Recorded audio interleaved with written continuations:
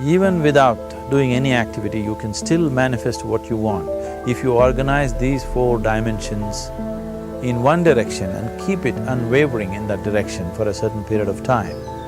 Now he believes Shiva will do it for him and it will happen. So is Shiva going to come and build your house? No, I want you to understand, God will not lift his little finger for you. What has not happened till now on this planet can happen tomorrow. Human beings are capable of making it happen tomorrow.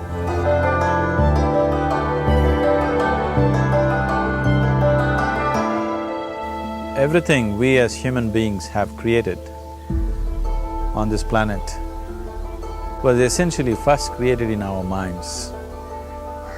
All that you see, which is human work on this planet, first found expression in the mind, then it got manifested in the outside world. The wonderful things that we have done on this planet and the horrible things that we have done on this planet, both have come from the human mind. So if we are concerned as to what we create in this world, it's extremely important that first of all we learn to create the right things in our mind, how we keep our minds. If we do not have the power to keep our minds the way we want it, what we create in the world is also going to be very accidental and haphazard.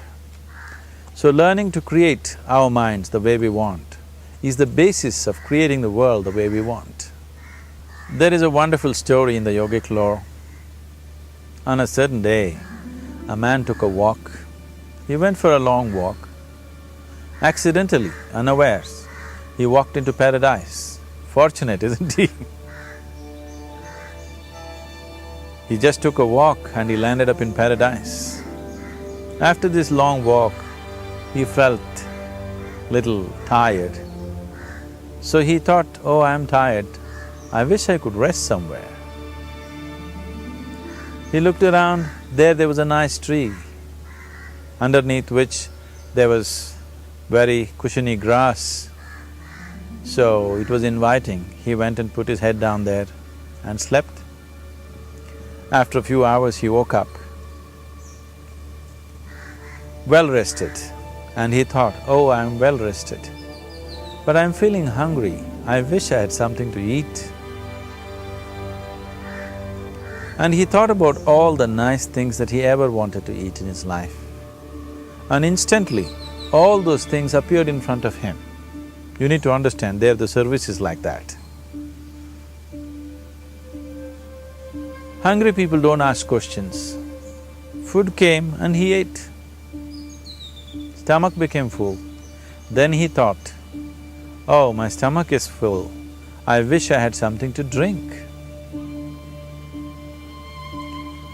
All the nice things that he ever wanted to drink, he thought about it and all of them just appeared in front of him. Drinking people also don't ask questions, so he drank. Now with a little bit of alcohol in him, you know Charles Darwin told you, all of you are monkeys, your tail fell away. Not me, Charles Darwin told you that you were all monkeys and your tail fell away and then you became human. Yes, definitely the tail fell away. But the monkey, in yoga, we always refer to an unestablished mind as markata, which means a monkey. Why we are referring to the mind as a monkey is, what are the qualities of a monkey? One thing about a monkey is, it's unnecessary movement. And another thing about the monkey is, if I say you're monkeying somebody, what does it mean? Imitation. Monkey and imitation have become synonymous. So these two essential qualities of a monkey are very much the qualities of an unestablished mind. Unnecessary movement, you don't have to learn it from the monkey, you can teach it to the monkey. And imitation is full-time job of the mind. So when these two qualities are on, a mind is referred to as a monkey. So this monkey became active within him. He just looked around, thought, what the hell is happening here? I asked for food, food came. I asked for drink, drink came. There must be ghosts around here. and ghosts came. Oh, the ghosts have come, they're going to surround me and torture me, he thought. Immediately the ghosts surrounded him and started torturing him. Then he started screaming in pain and said, oh, they're going to kill me, and he died. Just now he said he's a fortunate being. The problem is he was sitting under a kalpavriksha or a wishing tree. He asked for food, food came, he asked for drink, drink came, he asked for ghost, ghost came, he asked for torture, torture came, he asked for death, death happened. Now don't go looking for these kalpavrukshas in the forest. You can barely find a tree these days. A well-established mind, a mind which is in a state of samyukti, is referred to as a kalpavriksha. If you organize your mind to a certain level of organization, it in turn organizes the whole system. Your body, your emotion, your energies, everything gets organized in that direction. Once all these four dimensions of you, your physical body, your mind, your emotion and the fundamental life energies are organized in one direction, once you are like this, anything that you wish happens without even lifting a little finger actually. It would help to assist it with activity, but even without doing any activity, you can still manifest what you want if you organize these four dimensions in one direction and keep it unwavering in that direction for a certain period of time. Right now the problem with your mind is, every moment it is changing its direction. It is like you want to travel somewhere and every 2 steps if you keep changing your direction, the question of you reaching the destination is very remote unless it happens by chance. So, organizing our minds and in turn organizing the whole system and these four basic dimensions of who you are right now in one direction, if you do this, you are a kalpavruksha yourself. Anything that you wish will happen. But right now, if you look at your lives, everything that you have wished for till now, if it happens, you have finished. Everything and everybody that you have desired for, if all of that lands up in your house today, could you live with that? Once we're empowered like this, it's very important that our physical action, emotional action, mental action and energy actions are controlled and properly directed. If it is not so, we become destructive, self-destructive. Right now, that is our problem. The technology, which is supposed to make our life beautiful and easy, has become the source of all the problem that we are destroying the very basis of our life, which is the planet. So what should have been a boon, we are making a curse out of it. What has brought incredible levels of comfort and convenience to us in the last 100 years or so has also become a threat to our life simply because we are not conscious action, we are in a compulsive state of action. So organizing our minds fundamentally means moving from a compulsive state of activity to a conscious state of activity. You might have heard of people for whom they asked for something and beyond all expectations it came true for them. Generally this happens to people who are in faith. Now, let's say you want to build a house. If you start thinking, oh, I want to build a house, to build a house I need 50 lakhs, but I have only 50 rupees in my pocket, not possible, not possible, not possible. The moment you say not possible, you are also saying I don't want it.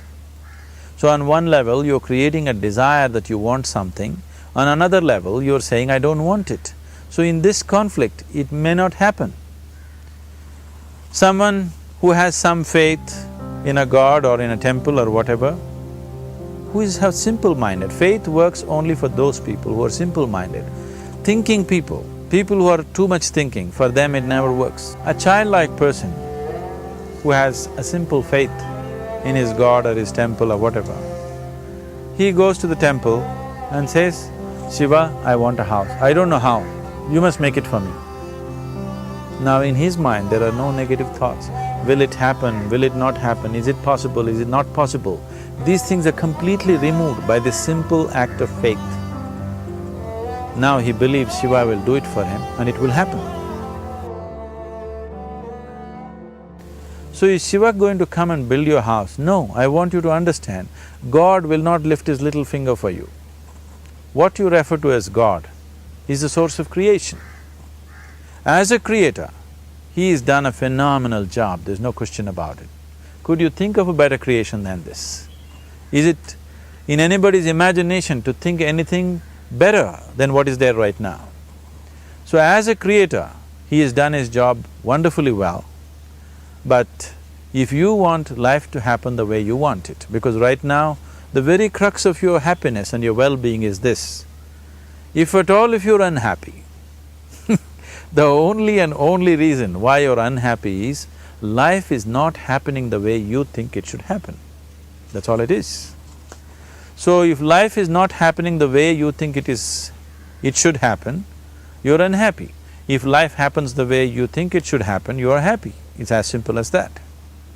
So if life has to happen the way you think it should happen, first of all, how you think, with how much focus you think, how much stability is there in your thought, and how much reverberance is there in the thought process will determine whether your thought will become a reality or is it just an empty thought.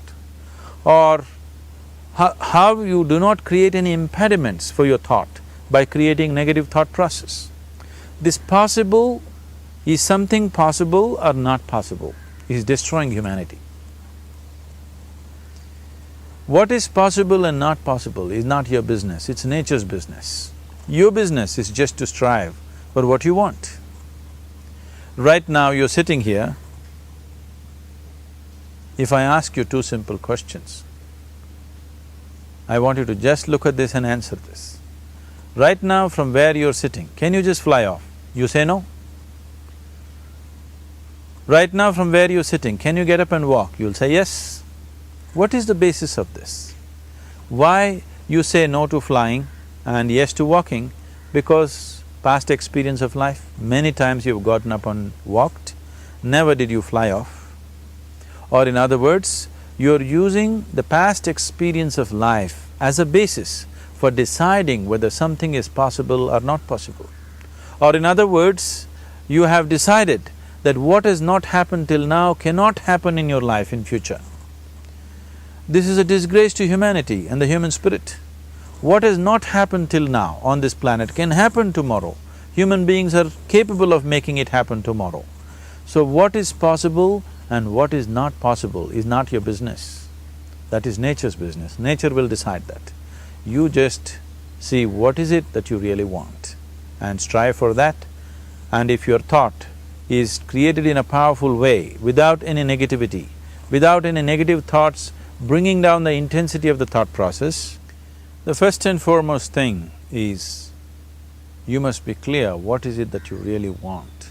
If you do not know what you want, the question of creating it doesn't arise. If you look at what you really want, what every human being wants is, he wants to live joyfully, he wants to live peacefully.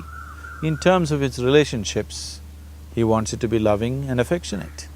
Or in other words, all that any human being is seeking for is pleasantness within himself, pleasantness around him. This pleasantness, if it happens in our body, we call this health and pleasure. If it happens in our mind, we call this peace and joy. If it happens in our emotion, we call this love and compassion. If it happens in our energy, we call this blissfulness and ecstasy. This is all that a human being is looking for.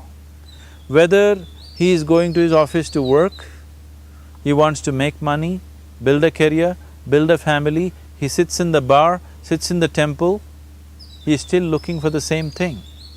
Pleasantness within, pleasantness around. If this is what we want to create, I think it's time we addressed it directly and commit ourselves to creating it.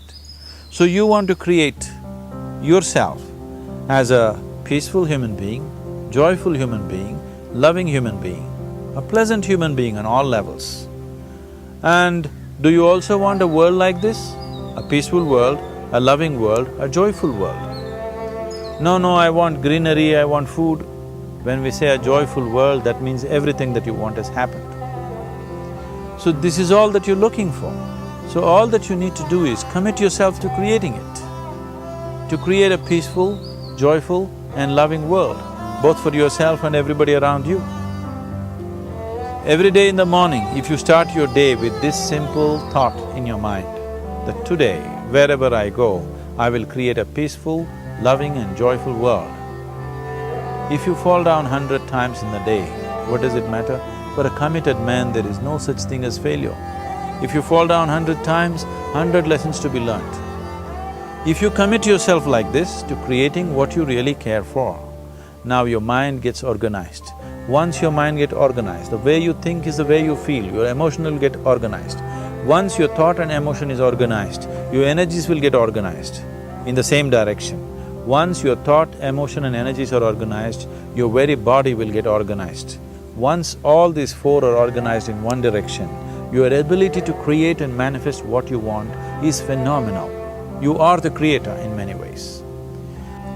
That which is the source of creation is functioning within you every moment of your life. It is just that, have you kept access to that dimension or not? Organizing the four basic elements of your life will give you that access. There are tools and technologies to do this. The whole science of yoga, the whole technology that we refer to as yoga is just about this, transforming yourself from being just a piece of creation to become a creator.